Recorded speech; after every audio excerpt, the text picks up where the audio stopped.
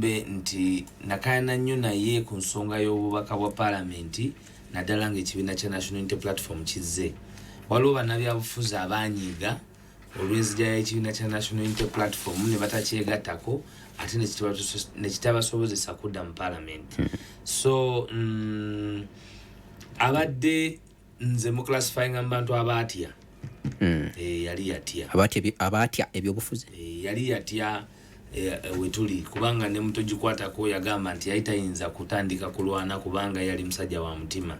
nga bw'omuzunzazunza ate oyinza okumuleetera obuzibu. Kati yamanya obunafu bwe ate n'amanya nti Nakyemalya gwe tulwanagana naye talina busaasizi. Aba abasajja nga banadduli abaali abasajja abagumivu nabo baatugumbulwa, so yatya. Awo njagala okubuuliza kano ekyakato tukiwunzike.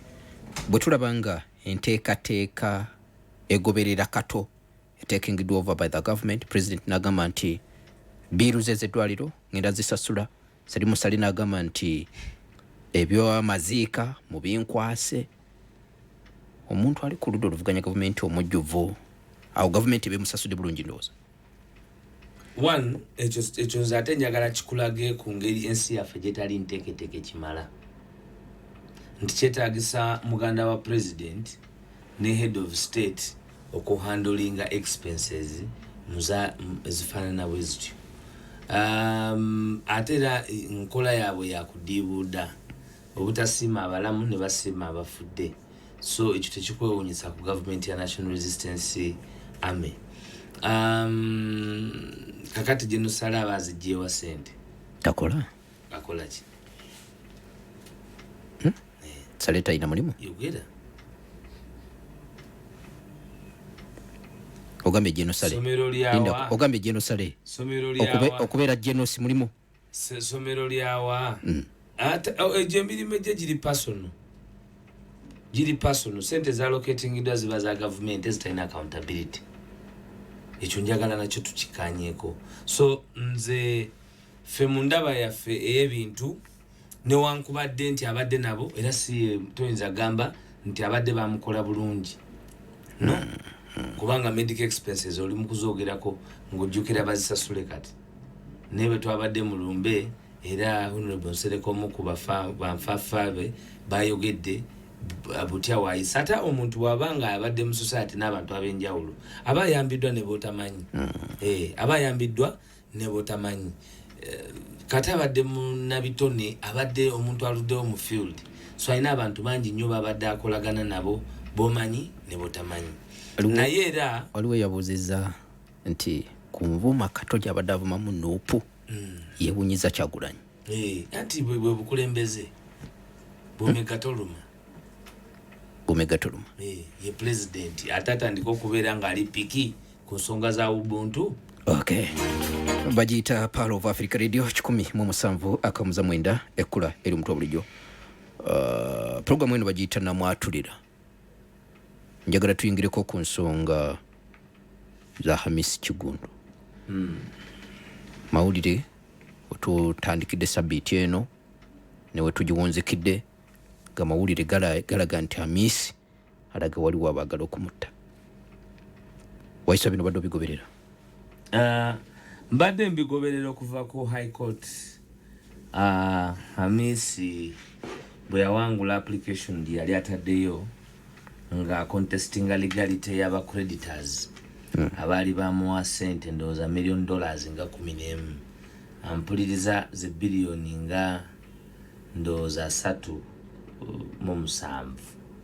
oba biliyoni nga 4 in fact ziringa biliyoni 4 aba bank abadde abisanya nabo bank ye Kenya ne wano Absa ndowooza DTB gyabadde abisanya nayo yakola appeal ku musango ye gwe yasooka okuwangula ku kooti eya wansi ogw'abalamuzi abasatu then n'akola appeal ku kooti eya waggulu gye tuyita Supreme Court, kooti esembayo. Mbadde sigoberera proceedings za musango naye nalabye hamu nga yeekyacwana. Balooya ba bank ye Kiryowa Karugira and Company Advocates golwaliro Kiryowa Attorney General wa government ate Karugire naye ayina right ngalo okuba lawyer kubanga bye yasoma nokola emirimu gye naye nga kikulu nnyo abantu okumanya nti oyo ate ye muko w'embuga kakati bwe twabadde muko bwe nalabye aliwo muko Karugire first muko so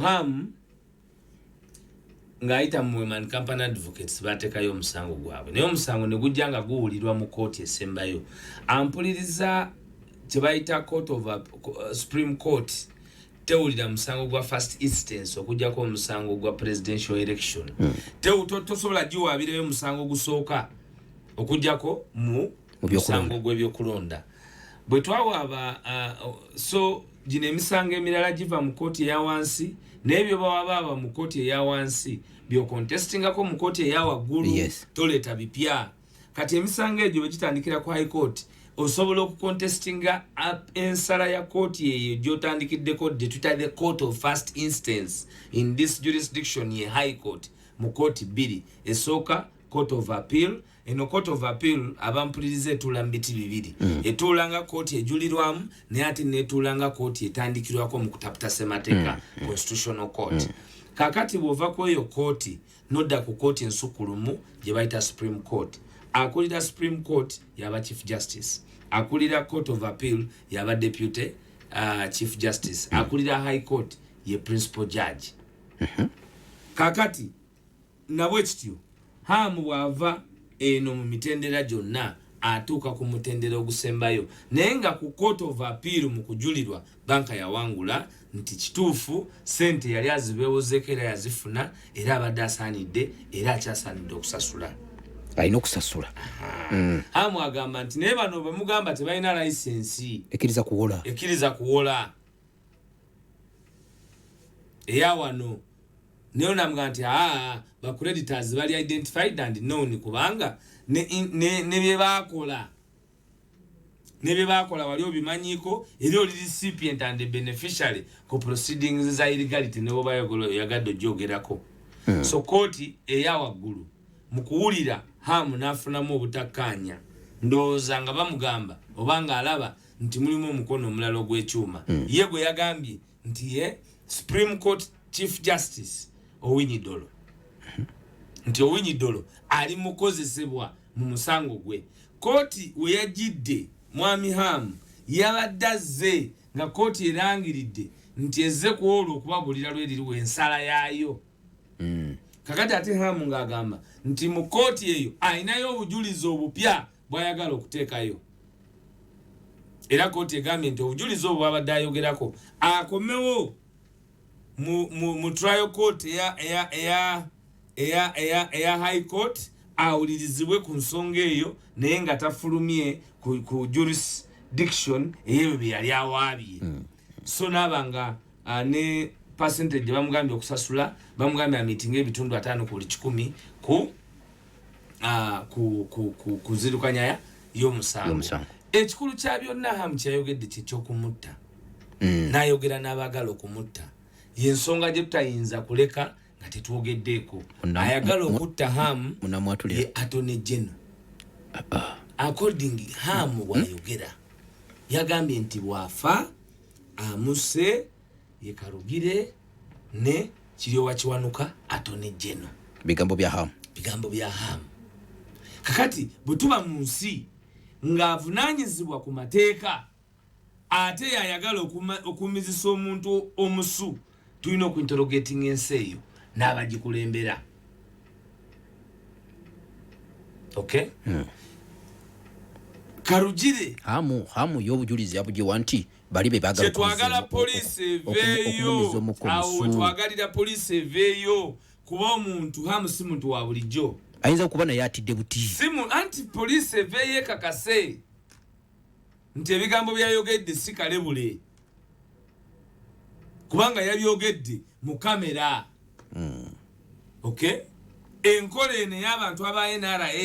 okuvaayo ne boogera ebigambo bino ne bituukirira naye erina okubeera interrogated yazze mu kamera n'agamba nti agenda kuttibwa era abayinza okumutta n'abatubuulira amu talina bukuumi era buyina nti kugambye kyova olaba kirina okuba interrogated kuba ne amu yagamba bulijjo munnaabwe bwe twatwala omusango mu kooti ne tugujjayo olwaleero bendaba abali ne hamu be basinga okugamba nti ate omusango tugututteyo ate tugujjeeyo bwe twabagamba nti chief justice si chief justice chief injustice buli omu yakayana n'ensi n'emwambula ng'omwana wa SFC yewaddeyo n'aleeta kamera eraga ng'omusango nga Kyagulanyi bwaguteekayo ku 6 bwe guba Winyidolo bwagusula n'agumutwalira ku 7. Okay, abo abali leero ne hamu naga nti Kyagulanyi akkirize bamuwangula ne mu kooti yajjayo omusango n'abagamba nze omusango eri mu kooti y'abantu 9 nagujjayo naye nenguleeta mu kooti ey'abantu abangi ke kakaliro ke bawulira akabaleetere n'okuba n'emizannyo nga sizifaya. Okay, okudduka n'enjovu mu kaveera nga gwe musango gwali omukulu nga buli omu agiraba nti enjovu gye bayina si yaabwe nti ne bwe bagitwalidde tegyamu nti nakyo kikosa omwoyo gw'eggwanga okuba nti ate ensi etegeka okusalawo bw'enaakulemberwa abantu ab'olubatu abantu ab'emmundu ab'endeemu ne basalawo okuwamba ebirowoozo n'ebintu by'abantu nga n'omwenda gwali complacent ogwali gwambala wiigi ogwalina system eya chief justice Winyidolo omu ku balamuzi abajja ne dissenting judgment justice Kisaacha ali weba omudaali ne bwalibanga yava ku nsi kuno amala okuwa endaba ye ey'ebintu ng'ayawukanye ku ndaba ye yali alagiddwa okukola. Can you imagine a judge of the Supreme Court to be asked what to do with the ruling? Okay, a ruling is supposed to be sacred. Newe yagenda okuwa judgment bajjako amasanyalaze tenti bagijjawo byonna byabijjawo leero bamusindika mu disciplinary committee amusindika mu disciplinary committee leero gwe bavuddeyo ku madaala mu kiggundu n'akugamba nti oyo akozesebwa. Kakati bw'oba tunulidde ebirala byonna tunuulira kino in its own output. Naye ndowooza poliisi ejja kutuwa alipooti nambulukufu baddala terina ripooti kyayogera kituufu terina ripooti gyegenda kuwa anti gwe kenyini ogambe poliisi eve yetuwulire yeetaaga tuma ebadde yeetaaga tuma ebadde yeetaaga kutuma ekinyusa ekirimu era message egenda eriba hamu nti ago gakyali mabaga kuba twabagamba nti wano if you are not born with them you will never be them, you will never be part of them. It is not, you are not them, never will you be them. Ekyokubiri nabagamba these are not innovators, these are not initiators. Oyo yenna setinze off foot, they will bring you down, they will take whatever they want to take. So tokolagana nabo nga ngolowooza ogenda kuba wanjawulo. Nze namuganda wange mwogerako ate Mukama ansaasire naye examples ez'okutereza ensi oluusi you sacrifice even against your own people. My brother Kibule Ronald gokyamulabawa bamwerabira dda Kibule ne Kibule ya flying a presidential chopper ewaka presidential chopper omanyi baita presidential chopper netokota paka waka ewa embalala ne mukolo kyagwe bino byonna mbikulambulira nti bwendaba abaleero abalowooza nti bayinza okukira ku be nali ndabye mbasekerera era mpiriita gakyali mabaga and purity is clear nti tosobola kuba nansi nga terina system zeze ensonga ffe bulijjo ze tuyimiriddeko. President kwe yavaayo n'abagamba nti mujja kiwulira abasinga balowooza nti it is politics kuba bw'obagamba nti kooti tezikola nti abo babyabufuzi bw'obagamba nti enguzi nti abo babyabufuzi ekirina okubeerawo abantu kye balina okumanya nga bategeera from day one nti ensonga ezitukwatako nga bannansi tuleme okuziclassifyinga ng'ebyobufuzi ensonga ez'obwenkanya hamu leero gwe okayana naye bantu bameka abagobeddwa ku mataka gaabwe nga galiko n'amalaalo g'abajjajjaabwe bantu bameka be baayokera wali ku backyard abataafuna ekintu wadde compensation n'emu naye nga ku backyard ebintu byabwe byatwalibwa obwenkanya ku memorial national field Nakivubo abantu abali bagiddukanya n'okuba nti olwaleero bataddewo akantu akafaanana bwe katyo ensi eribalamuza obwenkanya erifaanana etya onakuwalira wamu ne hamu ku bigenda maaso siyinza kunakuwalira wamu naye kubanga ye waali ffe tumanyiiwo era bulijjo awo wennyini waali aw'okuba ng'ali mu mannyo g'empisi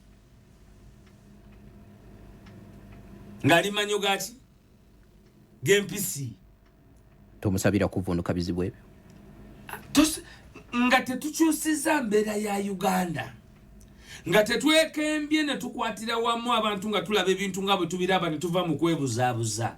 ne bwe naamusabira ne bwe naakeera ku mavu ne bwe naakola ntya era tujja kubonaabona n'ekirala it is a matter of time bave mu kulowooza nti bye twogerako bya bufuzi bo bennyini bahamu bwe babeerayo pledge za gavumenti ez'okuwangazaawo General Museveni be basitula obutitimbe bw'essente ne bazibawa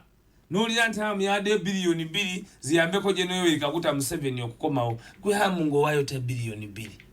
ng'ogemu otya biliyoni 2 wadiwayo otya butya obwini badiddukire batya ne bwoziteekayo ng'osaddeyo nga kijinji nti gwobezeemu nga yegweya mu Kiggundu nga gweya mu Kiggundu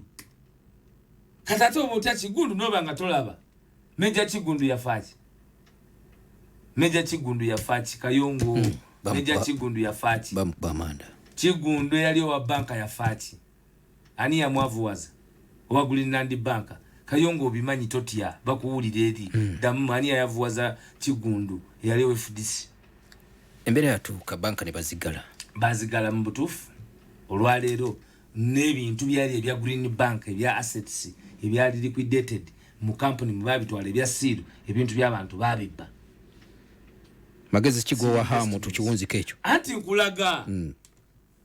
kakati gwe bwabanga Kiggundu yattibwa Kiggundu yayavuwazibwa gwe Kiggundu lwaki olowooza nti gwe Kiggundu ow'enjawulo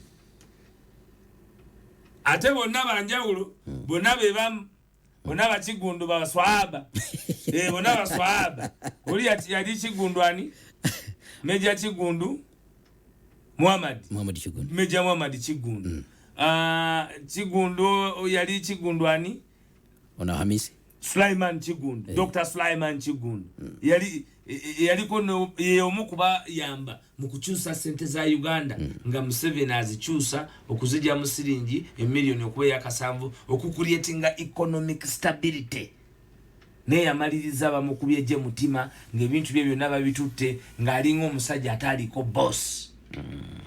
kakati ye yali Sulaiman yani Kiggundu kati nga gwamisi Kiggundu ng'okeera ku nkyongolooza nti we bajja kulingira na galubindi dandawulo Batia eyaita Muhammad Kiggundu eyayavuwaza Dr. Sulaiman Kiggundu obugaiga bwa Sulaiman obwidi wali obwidi omuntu yali ni banka ate nga takoma kuba na banka ng'emaze okukula everywhere Greenland Bank naye olwaleero yayavuwazibwa ne bonoonya famire ya Dr. Sulaiman Kiggundu baakoowa okulaba ekintu ekiyitibwa NRA National Resistance Army kubanga yabakola ekintu nga kiri deliberate saagala mbere wano ate mbikirire nga nina ku ledio ya Busiraamu kati bwana Hamu Hamisi bano nibooliba buli kimu kunsi kuno kyokoze bayida kutwala bulamu bagiyita Power of Africa Radio 107.9 ekkulera omutubuli akadde nkalaba kantwalaganya tuyinza kunzika ne program bagiyita NAMWATULIRA nga tukoda nga tetutunuddeko ku nsonga za Sheikh Kamoga twawunzikira sabbiiti eri gye tuwunzise n'ebibaddewo twalaba bakuumaddembe nga bawalampa ekikomera kya Sekamoga bakola ebikolo ebyefujjo ebyaliyo ebyo nabyo wabigoberera ekinnuma bwe bulimba aboogezi b'ebitongole ebikuuma ddembe bwe bakeera ku makya ne bawa nga bamaze okukola emizogobanyo ani alimba ebitongole aboogezi baabyo statement eyakolebwa yali enanga oba Onyango Freddy Nanga nti ewa Sheikh Kamoga waliyo abantu 15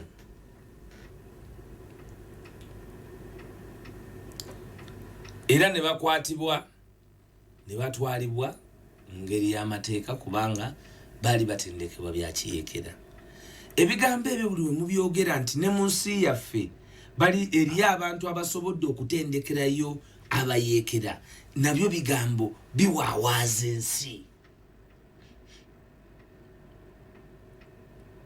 Sagala nti tunulire mu perspective kale bo gye bagamba mwe tutunulira awuliriza njagala afunemu enjawulo kuba eno program ewuliriza abantu bonna nti ne bwe mukeera ku makya kale nga kituufu nga Sheikh Yunus Kamoga abadde ayina abayekera batendeka nga mwamugulako mu busango gwa verbal terrorism kubanga Kamoga bwe bamutwala mu kooti nga baagala okumuvunaana emisango gy'obutemu bamaliriza bamutaddeko omusango gwa verbal terrorism nti ayogera ebigambo ebyali kugamba batondawo omusango ebyobusagwa nti si bya busagwa ebyekitujju ebyomusango nti osobola okwogera ebigambo nga binene nnyo nga bya kitujju nga bitta abantu in masses. Okay, ne bagudropinga ng'amaze ebbanga mu kkomera kitegeeza nti omuntu ono mumuteekako eriiso nga ddene okusinga liri erya bulijjo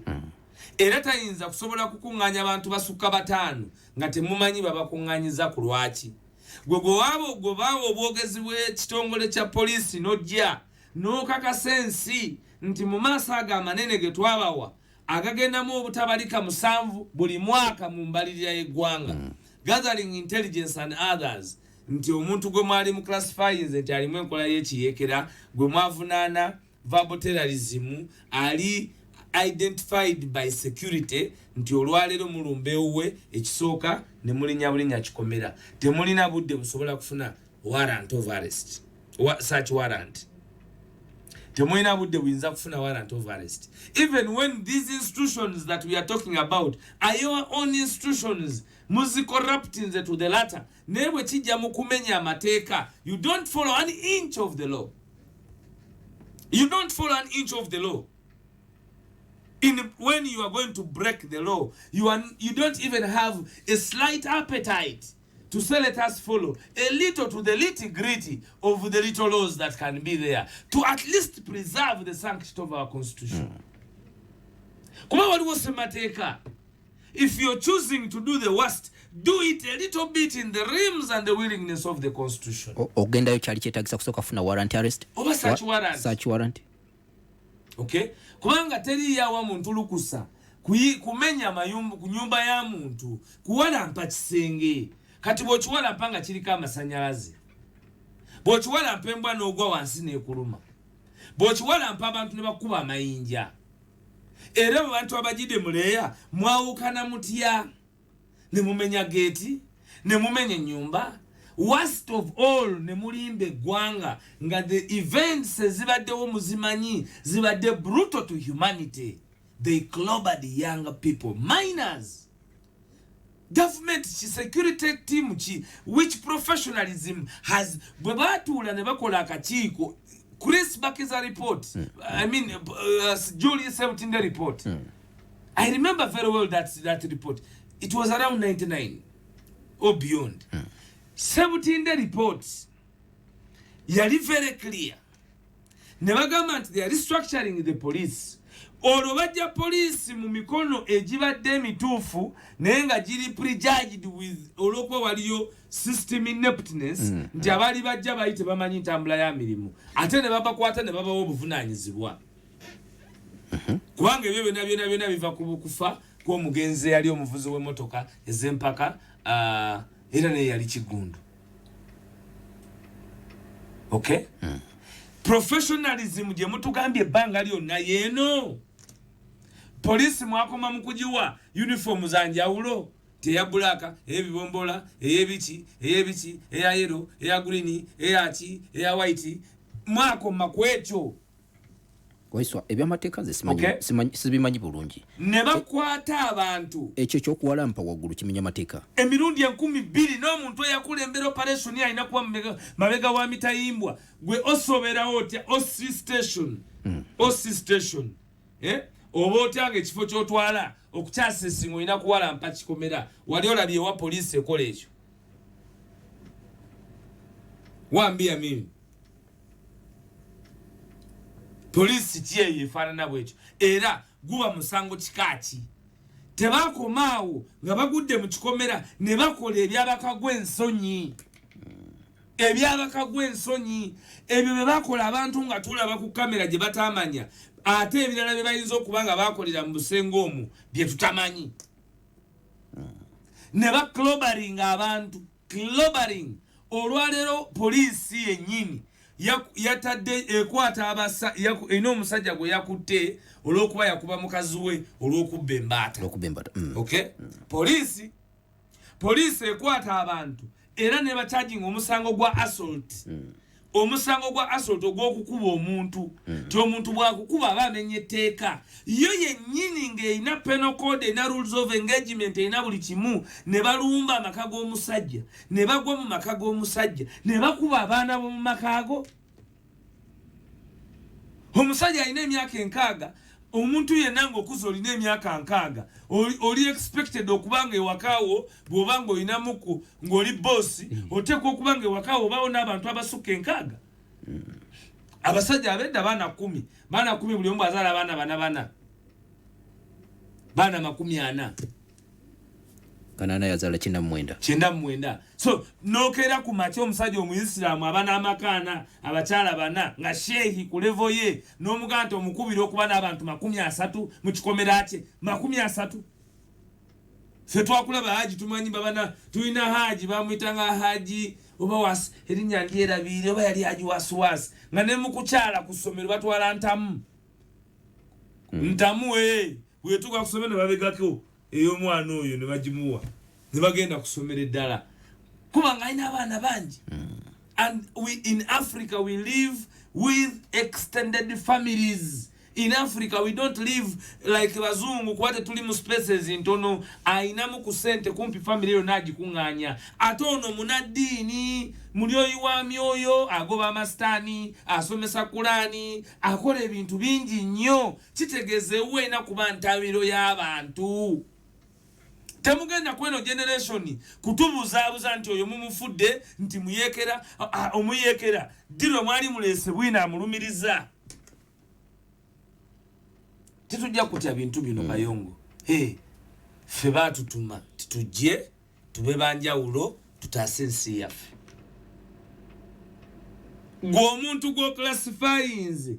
naye okutatanya ebitiibwa by'abakadde baffe okuswazaswaza abakadde baffe yeye enkola kati olwaleero ne bafulumya ne bagamba nti bagenda kucharginga abasirikale 14 abali mu operation eyo ani yasooka okudumira operation eyo era bwe yagiduumira lwaki yalinze video abaana teyabalaba nti baali bakube Kamuga yagamba nti singa baamuyita yali asobola okugenda gye bali bawagala kuba si kiyenje kati nga hamu abologa amaziga yenamba ali bologa hamu ali kubologa ali tubologera nti baliko we have been talking about these things ngera mumulowooza nti byakusaga ate baida kuita otachogere baida kuita iwe sigala nabo ekyo ndichogerera wano sigala nabo tuida kucha kuncho china waira nti bakubya masasi kuba abo bene nabakuba kojja mwetanga ati muti oyo musa isima nabamukuba ate wolina musiramu ni wa miss ma miss wena sigiri kye kutola oyo ne bamweda chika Sheikh Sentamu yali musiramu Sheikh Kamuga musiramu okay Chiria musiramu ate bona babako bangati mwe tujaba kuba so iwe wena miss babako bajja kukuba omuntu gute kuitaka baida kukuba they can never Sheikh Muzata yasomesa mukama katonda muwechi umuleche mirembe Sheikh Muzata yatusomesa nti bajja balya badda balya bano bazira amiri badda kubalya era bali kubalya. They just took out life of your own, one of his best people, era ne yakola kubyo kuzika ate tibaswala era wenamba idda kuba mpola milioni 10 nga bamazi ate sigosose go bana babajyewo.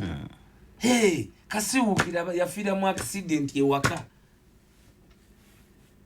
Kasiwukira yafira waka kwa mu accident. Timotoka yajjange edduka oluguudo olutaweza na kilomita mbunge edduka nyonyonyonyo ne mutomera nafa. Naye nga lole eri gye yali asula nga lole benu nayoki. Tena kintu kyonna. Naye lole yamutomera tipa.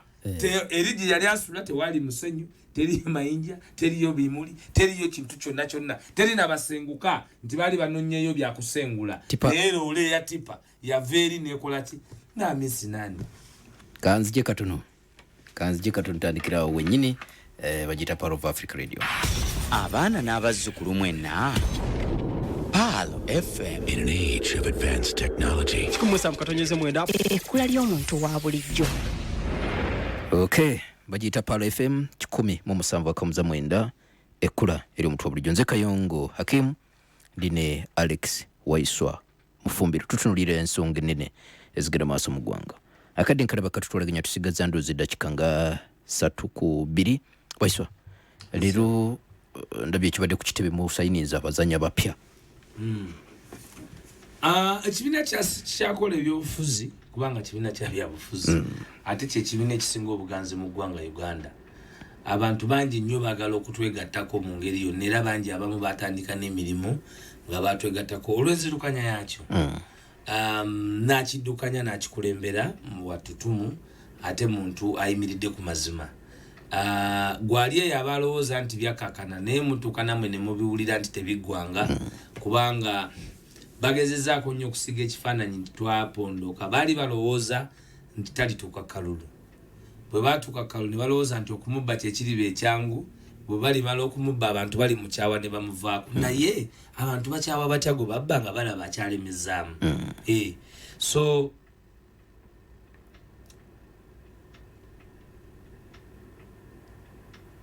abantu abasinga obungi mu platforms ez'enjawulo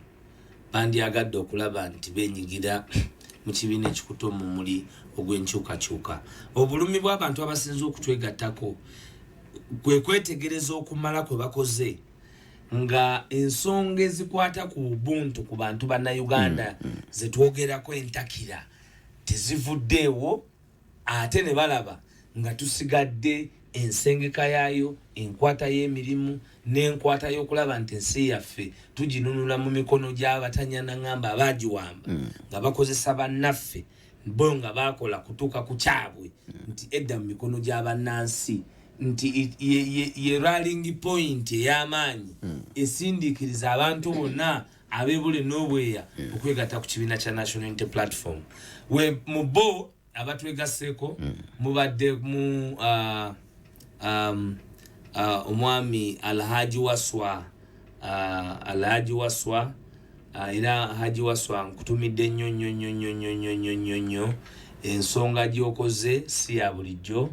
Ono nga ye abadde amyuka ba veteran aba Uganda yonna abazirwanako mu kibiina kya National Resistance Army. Era yabadde yatwala ba veteran ye coordinator w'aba veteran abazirwanako mu Kampala yonna. So olaba nti omuntu bw'atyo tetulina ffe ssente zetugaba. Ffe nakugamba ntuwangalira ku plight y'abantu nti n'abamu kufa abatakola naye olwolabiseko mu bantu oluusi abantu osanga nga bakulaze ekisa ne bannaffe abalala bali eyo mu Bulaaya walwa nga batambudde wamu naffe mu lugendo olwo. So omuntu yenna atwegattako ng'atwegasseeko olw'okuba nti twetaaga okwenunula ng'ensi, omuntu oyo aba yeetaaga okwaniriza n'amaanyi. Tugatiddwako omwami Mutazindwa ow'Ekawempe ngono yekolera DJ ayina amasomero is an educationist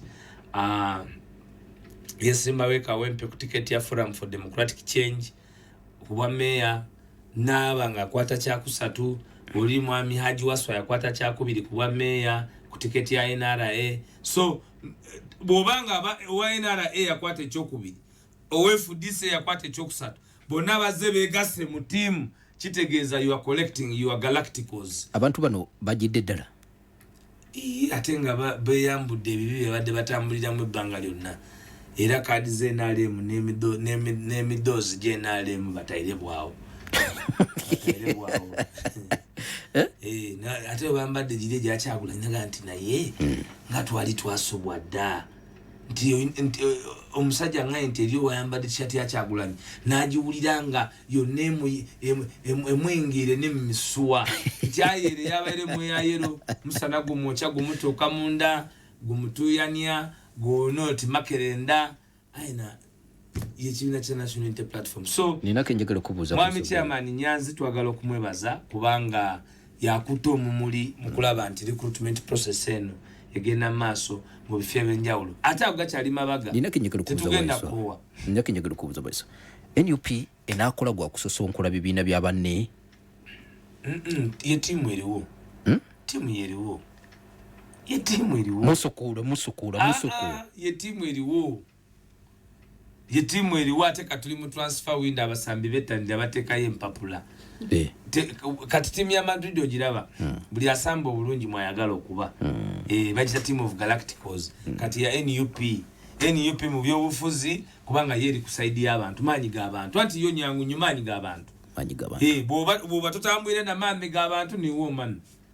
maani gaki abantu n'amaani bagiyita Power of Africa Radio gundi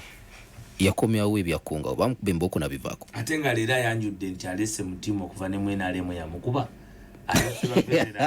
alese wa mundu kati oyinza ogamba gwe bakuba nga alese wa mundu nti yabivaako tactics are changing kyoba omanya oidi omusota gweyubula bakyeta akadaisisi imwe abasomenda bakyeta akadaisisi kibiina kyaffe kyonna kiri ku akadaisisi bagiyita Power of Africa Radio. Waiswa akadde kakano katwalaganya siibula eggwanga njagala kulisiibula naye ogumye ne hamu atego amaanyi waagamala bakyogera batya mu Lusoga hamu tujja kumusabira wagamba mbu ayina kubeera saidi y'abantu baade omukuba kuba abantu n'abayinza omukuma aye abo ne banaamuwa emundu 10 era baidde amubalula abo baziramu menkobeere bakayita mulala ate bakigunda abo bakiki kubanga nzijukidde n'ekiggundu era naye yali musiraamu muzuwe mpaka erinnya liri eddala ndyerabidde ne mumumanyi gwe njogerako kakati ate era bamukuba masasi oba yali omuvuzi w'empaka kubanga gwe omusango gwaleeta okuyuyayuya lwenadda nja kuba nfunye facts bulungi kuba kati obwongo bwange bulimu ebintu bingi sina facts bulungi naye nzijukira nti ogwo omusango gwa kiggundu gwe gwavaako okunoonyereza ku nkola ya poliisi era ne balumiriza Chris Bakiza ebiseera ebyo yali OCCI eyali atwala okunoonyereza mu poliisi mu kakiiko ka Julius Sebutinde. So eryo erinnya ate libawoomera nnyo okugyawo libawoomera nnyo eggwanga njagala okulisiibula. Njagala kwogerako ku nsonga eno simanyi dakiika ze tulinayo obudde buwedde Waiswa tulinayo dakiika 3 teziwera bawaada wasalaamu alaikum warahmatullahi wabarakatu kwambadde n'ensonga ya Kenzo gye njagadde omugamba naye nja kugigamba ku platform endala. Wasalaamu alaikum warahmatullahi wabarakatu. Mwebale kuwagira His Excellency Robert Kyagulanyi Ssentamu ali kulamula tulisala magezi butya bwe tufulumya abasaadde bano mu ntebe yebayiba kubanga ebalemye ate ku luno weewuunya nti bayiba yaki. Bagiyita Power of Africa Radio program namwatulira bwetu bwe tuwunzise nze muzzukulu wa Jjajja Buda Kayongo Hakim badde ne Alex Waiswa Mufumbiro. Assalamu alaikum wa rahmatullahi wa barakatuh. Bamaama basigala bamaama bateeka amaanyi mu buli kintu kye bamanyi nti kireetawo enjawulo mu bulamu bwaffe. Bakozesa sabuuni White Star Magic ow'obuwunga ffe tusigalenga tuli bayonjo olunaku lwonna. Njagala nnyo maama wange ne sabuuni wange ow'obuwunga White Star Magic. White Star Magic Premium ye mukwano gwabo ab'enjawulo mu bulamu bwo. Awunya bulungi era ayoza n'atukuza. White Star Magic wanjawulo ku ngalo zo. White Star Magic afuula omulimu ogwandibadde omunene omwangu ennyo era omunyuvu ddala. White Star Magic sabuni obungu w'ebyewunyo omupya ajjudde ebirungo eby'enjawulo okuva mu Bidco ayongera ku byewunyisa bya mukyalawo. Gula White Star Magic mu dduuka lyonna oba supermarket ekuli okumpi. Wulira ekyamagero ekikuuma engoye zo nga nnyonjo nnyo olunaku lwonna. Okuddiza